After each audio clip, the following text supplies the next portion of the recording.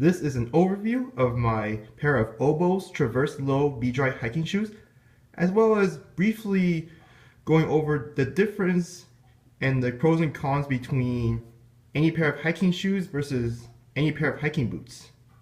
Before I got these pair of hiking shoes, for several years I've been wearing these hiking boots. I got these from my dad. These are Bear Claw hiking boots. I think my dad got them at Big Five, not too sure. But that's what I've been wearing for several years out at the Merced Vernal Pools in Grassland Reserve, where I did everything from leading tours out in the reserve to traversing rough terrain to help professors and researchers with their research work. But after several years, these boots have been very worn out. Like you can see, the laces on these boots are like frayed, shredded, and also they are a lot looser than they were when I first got them. And also this also goes back to during my last hiking trip with these shoes. I was out at Sycamore Valley Regional Park, where I was just trying to walk down this very kind of steep hill. It wasn't damp, it was raining, but it was basically a few days after it rained, and the soil wasn't moist, but it was not dry either. It was moderately damp. So what happened when I was walking down, basically I slipped in these. And these shoes, these hiking boots, they have moderate grip, but yes, this is Bear Claw. It says it right there. You can read that. Yeah. But basically, I don't feel safe hiking with these boots anymore. I just didn't want to go out hiking wearing something that I know is not reliable, that I don't feel comfortable with, because I have a conscious feeling that these are not only unreliable, but also it could increase my chance of getting injured, and that's the last thing I want to happen to me one of my hiking trips is I get injured. So I needed a new pair of hiking footwear in order for me to get back out there. Now, I am a member of REI. At REI, what they do is what they offer for membership is dividends. So basically, every time I make a purchase of a product that is that's eligible for dividends, what they do is they take 10% of that price of that product, and they give it back to you. So that way you can use it on your next purchase. And I basically use my dividends to purchase a pair of hiking shoes. In this case, these Oboz Traverse.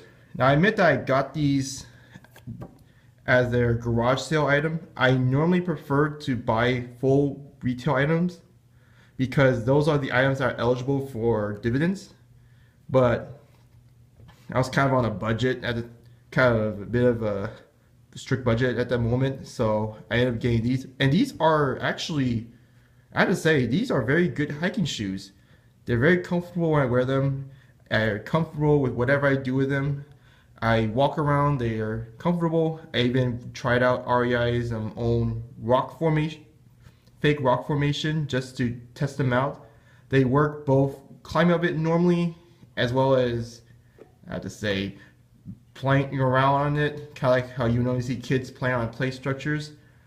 I did that on purpose because I wanted to see how well these grip, and I have to say, these shoes grip really well. As you see the pattern on the undersole, yeah, that's a really nice pattern. It grips really well. And that's that. And these shoes are waterproof.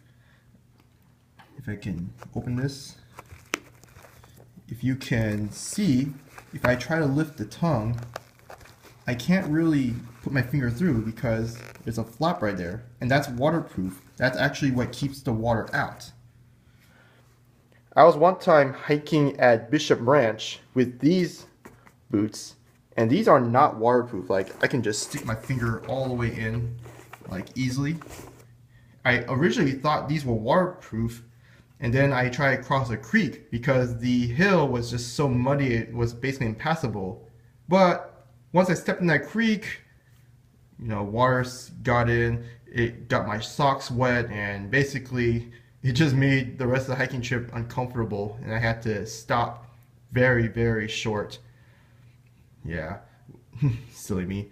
So yeah, that's a real plus about these hiking shoes, that they're waterproof on top.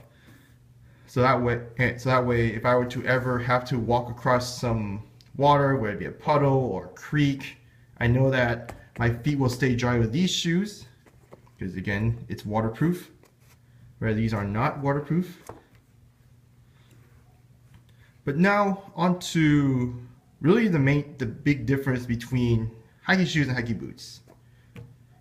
And of course, the main difference is the fact that, you know, hiking shoes do not have this extension, extra high wall like boots do. Now this is mostly based on personal preference. Some people don't like boots. Some might find this to be a little bit uncomfortable to them. They would prefer something more free moving, like shoes like this, which is perfectly valid. But for me, this is back when I was hiking at Sycamore Valley. This time hiking with these shoes on. Now these shoes do feel great. They do work. But when I tried to walk up one of the hills, what happened was my feet naturally like to lay flat. Like they don't like feeling like there's a gap right here. If I were to step on like even just a small little ditch, what happens is that my feet would naturally want to turn because it wants to be on a flat surface. And the issue with shoes, and it's not the fault of these shoes. These, like I said, these are very nice, well-made hiking shoes. It's just me personally, is that my feet tend to turn, and that's a problem when I'm just hiking, because if my feet were to turn and if I wasn't careful, I basically would have fallen, rolled all the way down a hill, and basically I hurt myself. That's not good. With these hiking boots, especially back when I first got them as new, when these were a lot stiffer, they basically keep my feet locked, planted. And the reason why is because the way you tie them. The way you would normally tie them is that, here, let me place this down. The first thing you would do is you would tie a knot over here. That's where basically the heel is, right here. And these knots basically hold the shoe down to your ankle. And then as you tie them, you basically loop them through these two threads, like right here. Here, I'll give it a close look. And then you would tie a knot up there at the top, above your ankle. What it does is that it has two contact points. Basically, it makes your hiking boots extra secure. Then you would put a knot in the middle just to hold it all together. And that combined with a stiff wall, it basically just locks your feet in one position. It doesn't let it roll around and move, even though it may be uncomfortable, but it keeps it locked in place. And the reason why I like that, because one time I was out there in the reserve where I was helping my reserve manager set up camera traps to observe burrowing owls. We found a nesting burrow where there's a family, but it's next to Black Rascal Creek, which is a dry creek bed with large boulders. We were trying to traverse that area, and the boulders, if you make one wrong step, you could slip, and that's what happened to me. I took one wrong step and I almost slipped and fell. But what these boots did to save me from falling completely, getting myself into a hospital, is that it locked my foot in place. So rather than my foot trying to turn, trying to find a flat surface to grip, it basically just locked in place. When I slip, it just stops on the floor flat. It kept me stable, it kept me standing upright. Now I was able to get back up and continue on to the site. And that's what I really like about hiking boots. There are cons to hiking boots which makes people want to prefer hiking shoes. One of which is, of course, what I mentioned earlier, the method of tying. With hiking shoes, it's just simple. Tie a knot, do a loop, and that's it. With hiking boots, you do one knot, you have to get through the threads, make another knot, and then pull the string underneath so you can make another knot like this. So it's basically 3 knots. And I do double knots because I find double knots to be more comfortable than single knots. Plus double knots, it has a wider area so it grips better as opposed to one knot which basically just focuses on one area, and to me that feels a little bit uncomfortable. It's just personal preference. But yeah, it's a lot more tying on hiking boots than hiking shoes. And also hiking boots in general are heavier because again, you got this extra high wall which basically is just more material and adds more weight. And some people don't like hiking with heavy footwear. But again, what it really boils down to is what do you do, what are your hiking trips like, and what do you look for in your hiking footwear. For me, if I were to choose between hiking shoes or hiking boots, I personally would pick hiking boots. Not because I don't like hiking shoes, it's just, again, hiking shoes are good if you're hiking mostly on even terrain, or if it's a very easy trail where there's not a lot of steep hills or rough or anything that's a bit challenging. But for the things that I like to go to, it seems like hiking shoes are not enough for me, and the hiking boot is more preferable for myself.